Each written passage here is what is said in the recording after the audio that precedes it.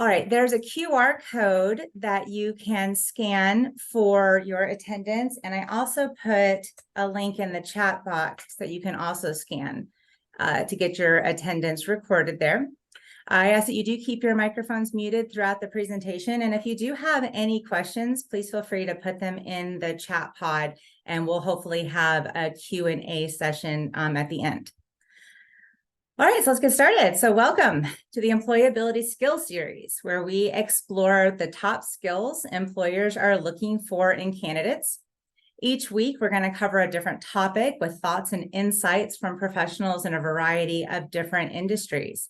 So I'm your host, Megan Morrow. I'm the Associate Director for Career Services, Business Careers here at Florida Southern.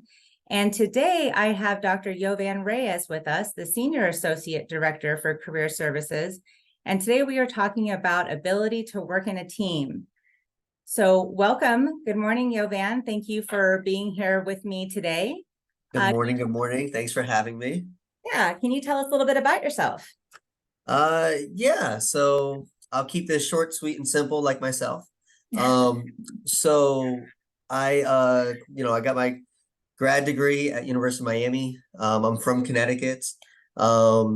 So there's that. I know a lot of our students are from the Northeast. So that's always a good time. We love the weather here. I love long walks on the beach. And then, so my main job here is that I work with employers. I handle employer relations for the campus and for the college. And so I bring employers for mock interview days, mocktails networking nights, career fairs, things of that nature. And then I also supervise our career peers. We hire about 3 to 5 career peers to work in our office. So you might see them if you ever come to the Rogers building, which is where I'm located, also known as HQ, as we do have other career specialists around the campus, like Megan's in Becker, and then we have a couple others in Polk Science and things like that. Excellent. Awesome.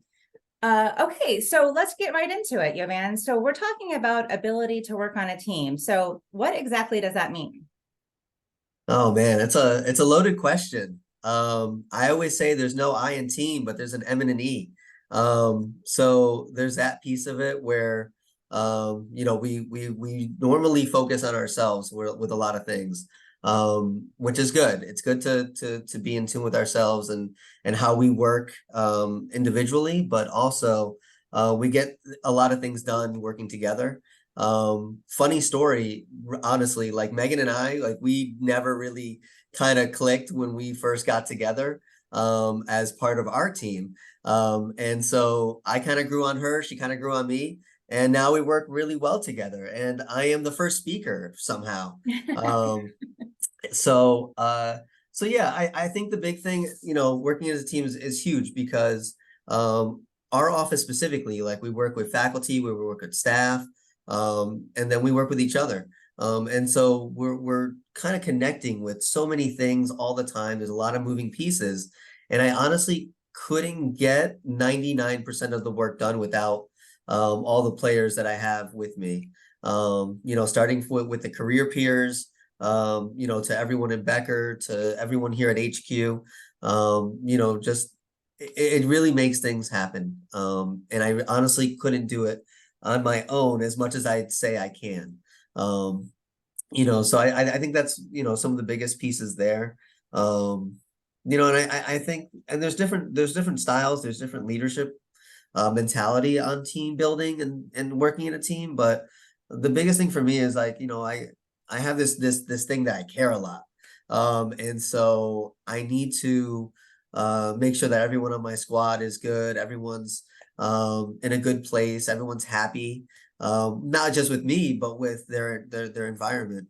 Because we just when we love what we do, we never work a day in our life, right? So, Right.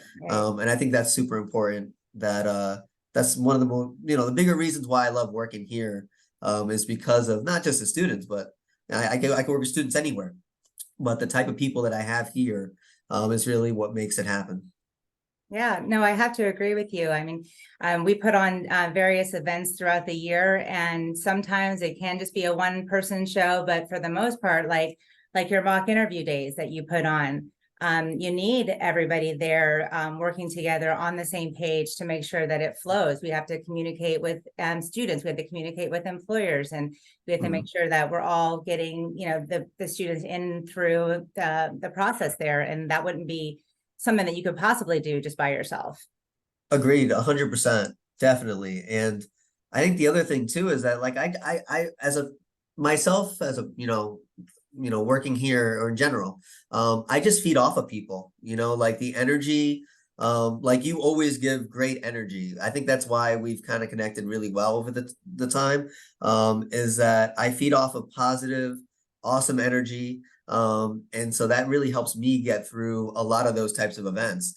Because I'm usually beaten down by the time that event starts with all of the things, all the pieces, like figuring out parking, getting the employers here and getting students signed up. Like I am mentally and physically drained.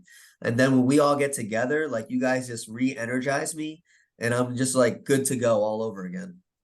Yeah, that's awesome. I do the same thing. The more positive the environment, the more I feel the energy. So can you talk to me a little bit about the difference maybe between like working like in a team on a job in comparison to say like working in a team like in a sport? Yeah, definitely. I mean, I relate a lot of things to soccer, unfortunately, for a lot of people, because I mean, it is the number one sport in the world, but uh, I played it a lot. I played it all through college. I still coach now, and so I relate a lot of what we do to soccer because I mean, there is that individual component to a team, but then also you need everyone to kind of be focusing and kind of going on the same page. I think a lot of things that we kind of hear about is like, we have the one driver of the bus and you want to make sure everyone's on the bus and everyone's going in the same direction. And it's kind of the same thing as having like a captain on the team. Like we have we have our director, and then we have everyone, all the players that are on there too. But the thing is, we make mistakes a lot, which is good. And when you're on a like sports team, it's like you want to win, win, win, win, win. And there's some like, there's some mentality to like get better and to, switch out players and do other things, but that's not the case here. Like we can't do that. Like this is our team, this is our squad. We want to win, but we also want to grow professionally. We want to grow personally, with each other in terms of developing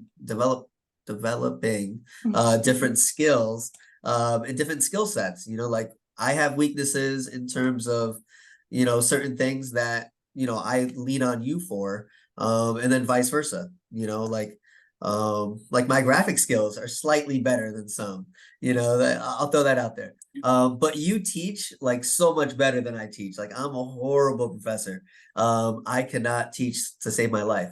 But you're awesome at it.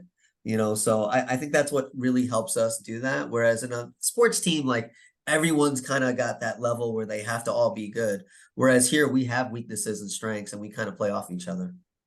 Yeah, I think it's a really important thing to identify here is that you don't want everybody to have the same strengths on your team because then you probably have the similar weaknesses and then you're not really capitalizing on the effectiveness of your team. So you've got someone who is really good at, you say like, you're the graphics and you're my IT support person, much to your dismay, I know. Yes.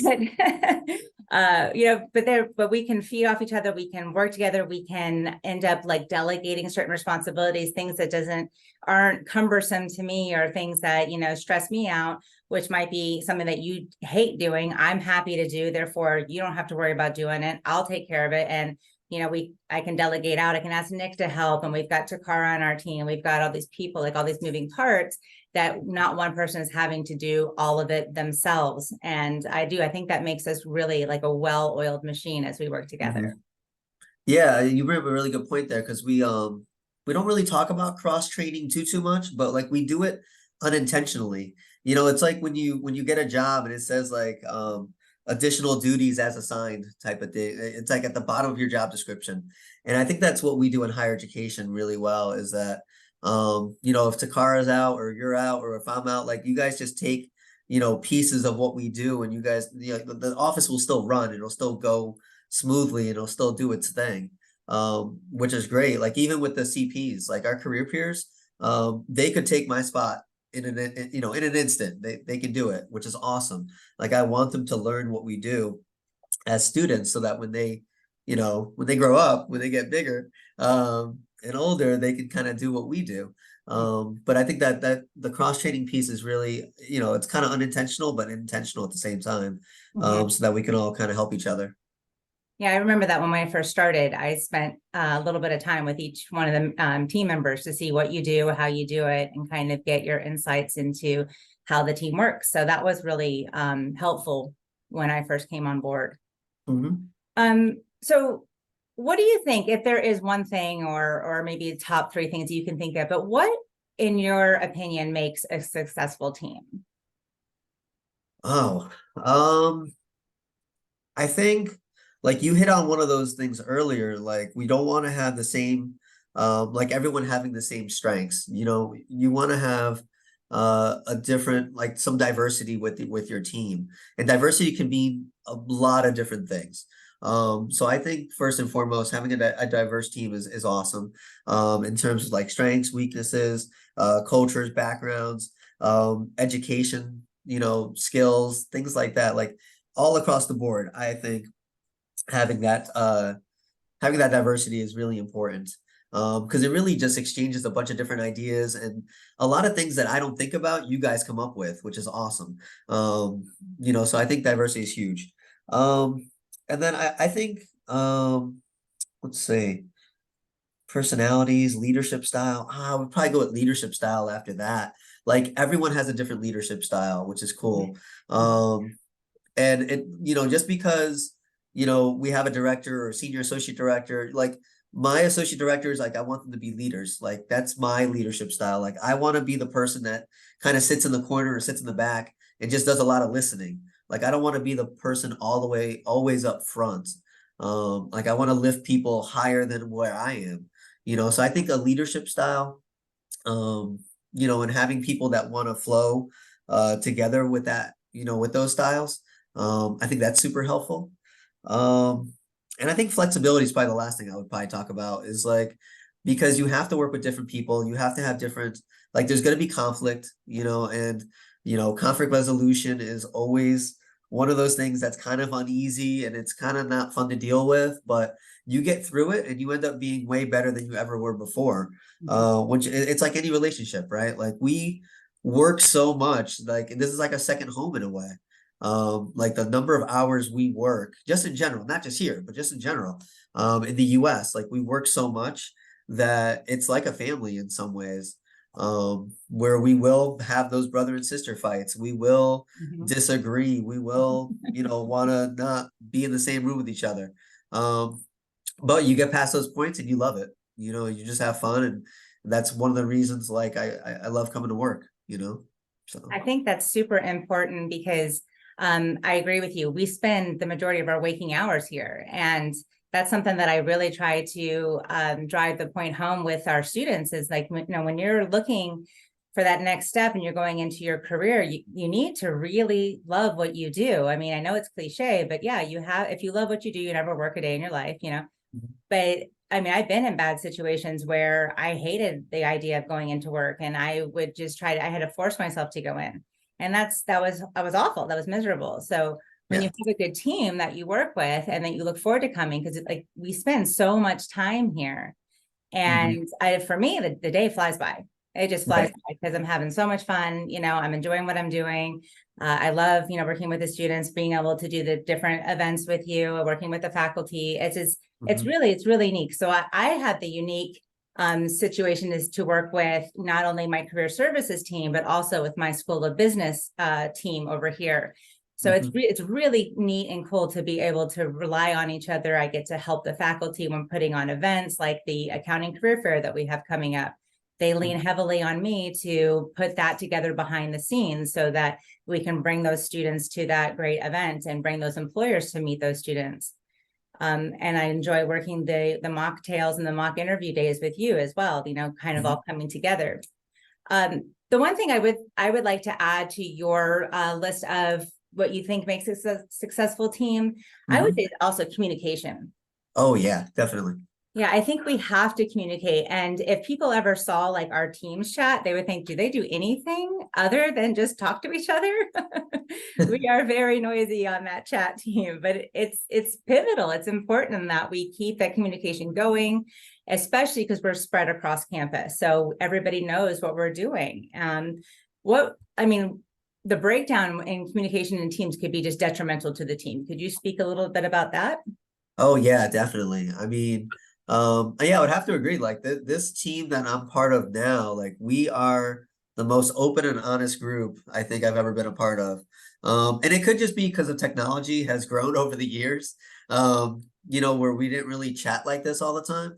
Um, but no, like it's fun, it's professional, like we get stuff done. Like when we have events, like it's easy to, click through and kind of communicate with people on here. But yeah, I mean, if there's a breakdown with something, I mean, it can ruin an entire event.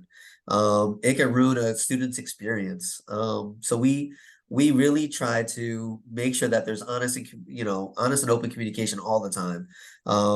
Because it can really hurt a lot of different things. And like mentally it can hurt like that person. So I feel like, and like you said, like we're across campuses, like different people are across different places, and there's a lot of moving parts happening. So no, yeah, keeping it, and we're just a call away if we need to, or we're a small campus, so usually we'll walk, someplace to Mhm. another. And then we also have like, we have those weekly meetings with the entire team. And that's one of the things that I noticed is that I used to have staff meetings a lot with all my other jobs. And then when I came here, we started calling them team meetings. And I'm like, it's just a simple word. Like Mhm. it's silly. Like I was thinking about this like a couple weeks ago, and I'm like, it's the stupidest, silliest thing. But like a staff meeting is so like not warm, touchy feely. Like it just Right. feels like but a team meeting, I'm like, yeah, we're all on the same board, like we're all on the same page, like we're all on the same team. It's cool. So it's just those little things that, make a difference, I think. Yeah, it's amazing how one word can change your whole like perspective of something. Hmm. Yeah, and when I think about other industries too that our students are going into, let's say nursing. If you're not communicating with your team and you're giving patients medicine, I mean, that could be detrimental. I mean, that could be fatal if Yeah. you're not working together. I'm thinking about, maybe people that are going into law. If you're not communicating with your team on pulling different information for a case, I mean, you could lose the case. So Mhm. I think communication is crucial. Absolutely. So let's talk about team building. What exactly is team building, and why is that even important? Oh wow. Yeah, so team building is kind of fun, kind of interesting. Not a lot of people like it. So I'll throw MC under the bus. She's on maternity leave right now, so it's okay. Um, but MC is not a huge fan of, and actually I think Nick's on here. He is not really like he's more of they're both kind of introverts. And so team building can be kind of weird. My wife is not a huge fan of it. But like you and I really strive at team building Mhm. because we're kind of extroverts. We want to, we don't mind talking to people. We don't mind bonding. We don't mind, just having fun in those kind of ways. And so that it can be in the form of like icebreakers.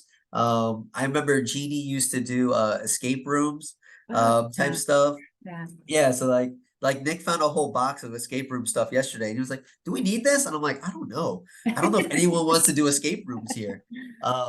It might be interesting. I honestly don't know. But no, so it could be, in the form of games, icebreaker, different types of activities. Like you had a fun team building one with the summer housing internship program.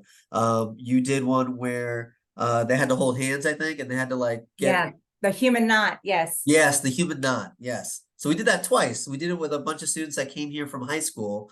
Yeah. And then we did it with the SHIP program as well. And so everyone kind of like grabs hands from across each other, and they have to like, was it a group of like 5 to 7 or something like that? Yeah, and you have to get tangled up, and then you have to communicate and work together to untangle without letting go of your hands. Yeah. So I mean, it can be touchy-feely like that. which is kind of rough.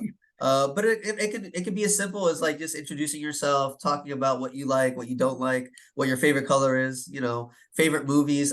Haley used to have this awesome game where it was kind of like a drawing telephone game. I love Um, that.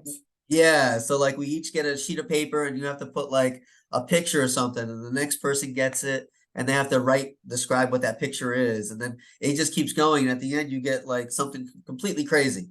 Yeah. So icebreakers can be fun like that. It could just be, storytelling. It could be a bunch of different things, but team building's super important. When I was younger, I didn't really care for it too much, and as I have gotten older, I'm like, I'm a huge fan of it. And I would really love to do like a ropes course. Um, Oh, yeah. so there's some campuses like if you guys have seen USF across the street at Mosey, they have like this huge ropes course that's out there, and University of Tampa has one. A lot of ROTC programs kind of do them, so they could be an indoor or outdoor ropes course, which is really fun to do. But the biggest thing, going back to team building, the biggest thing about it is just really connecting, kind of seeing who you're working with, what the personalities are, and it makes them kind of come outside the box a little bit. Like we're always in the office, we're always professional, but team building can be less so. You can kind of see more of that person, of who they are outside of work, when you're doing different types of activities like that. I think that's important that you just hit on that because, like you said, we're not that our personalities change, but we're professional. So, there's certain things that, we act in one setting versus another. And when we do these type of team building, especially like for you and I, where we were a little bit of oil and water at first, and then we got to know each other and we found out that we actually had a lot in common.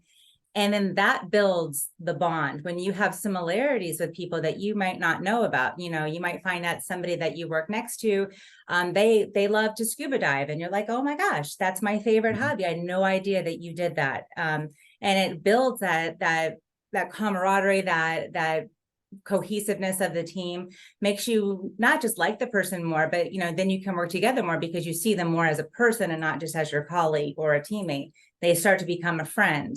They start to Mhm. become someone that you can confide in because there's trust there now that you guys share some similarities. Would you agree?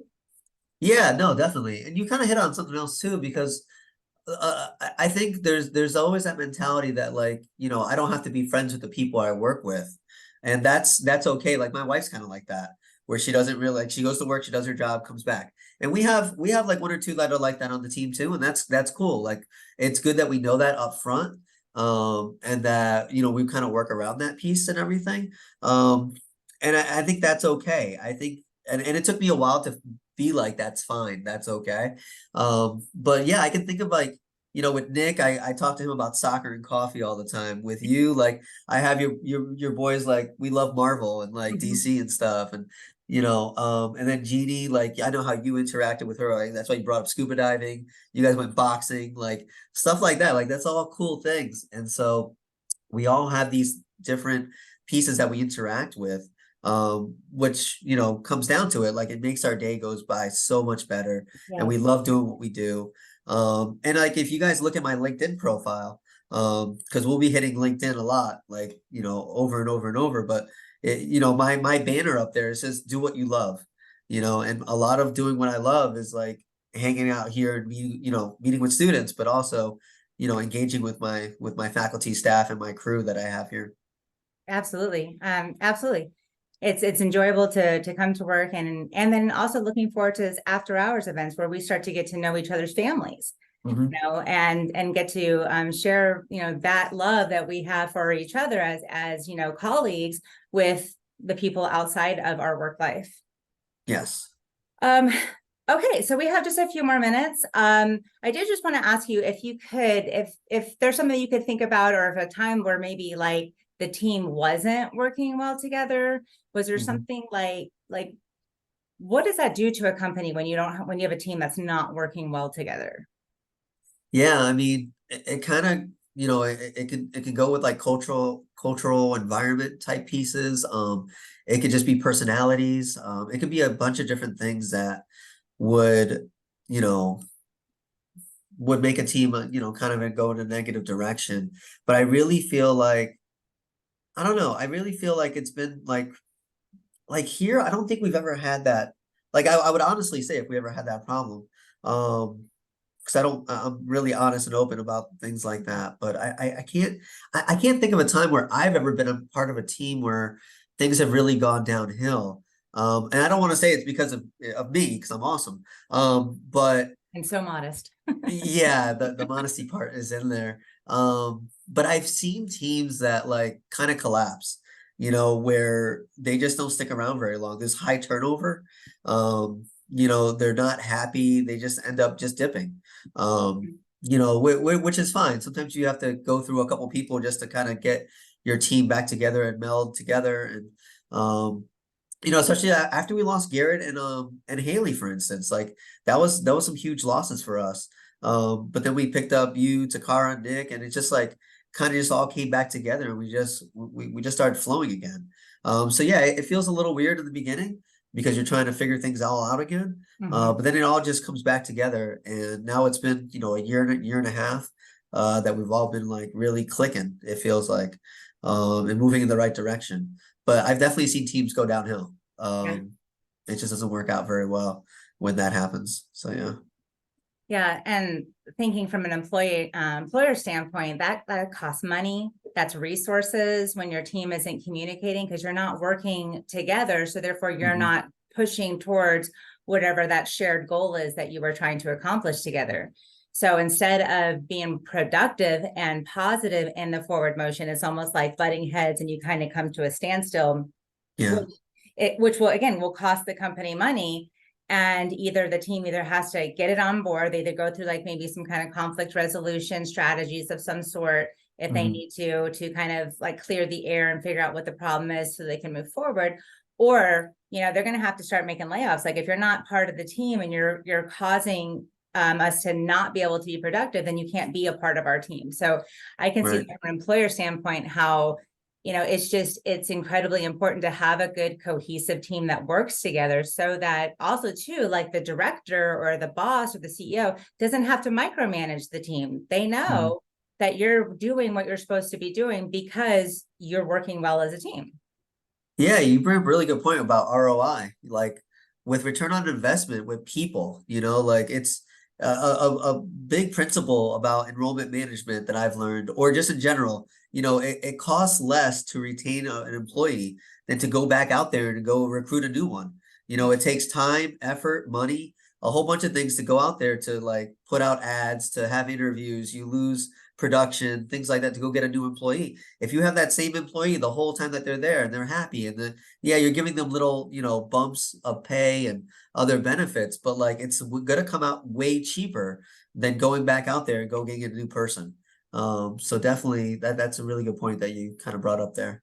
Yeah. Yeah, but thank you. And that also kind of speaks to the interview process. I know sometimes our students get a little maybe frustrated or it takes so long or they're waiting to Mhm. hear back, but because they're looking to make sure they have the right fit so that are hiring just the one time and not going through people that are not going to be a good cultural fit. Because that's something that employers do look at and assess when in the interview process. Are you going to be a good cultural fit? Are Yeah. you going to contribute to this team or are you going to be a hindrance?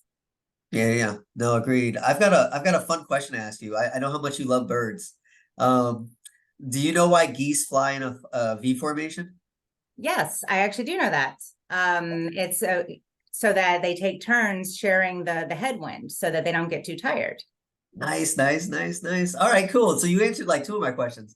Because when a goose falls out of formation, like they feel drag, and then the other person comes up, well, the other goose comes up and takes care of it. And okay, cool, cool, cool. Yeah. All right. Why do geese honk when in formation? Is that how they communicate? Yes, All right. exactly. Yeah, so it lets them know where to go. It gives them a form of encouragement. It lets them know like how to keep up speed and things like that. And then, all right, so last but not least, what Okay. happens when a goose gets sick or wounded? They take them all back and shoot them. No? So two geese drop out of formation, follow it down, help and protect it. and then they stay until it dies or fly again. And then they'll launch out with another formation or catch up with the flock. That's interesting. I did not know that. Me either. So I thought that was cool. I don't know how I found like geese related team things, but like that's what I found the other day, and I was like, I know how much Megan loves birds. Might as well talk about it. For those of you who don't know, I absolutely detest birds. I just they give me the heebie-jeebies. So ugh. All right.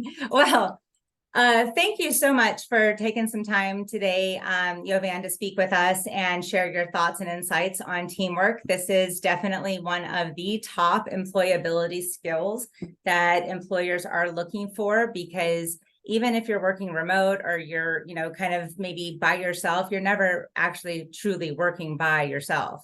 So it is important that we make sure that we have a good team. So this was our first skill to talk about in this series. I'm really excited about it. Thank you everyone who came out and joined us. And Jovan, thank you again for your time. And we will see you guys next week when we talk about communication, verbal and written, and emailing with our executive director, Erin. And I know I'm going to mispronounce your last name, so I'm not even going to try. All right. Thank you, everyone. Thank you, Jovan. All right, bye. Bye. Later.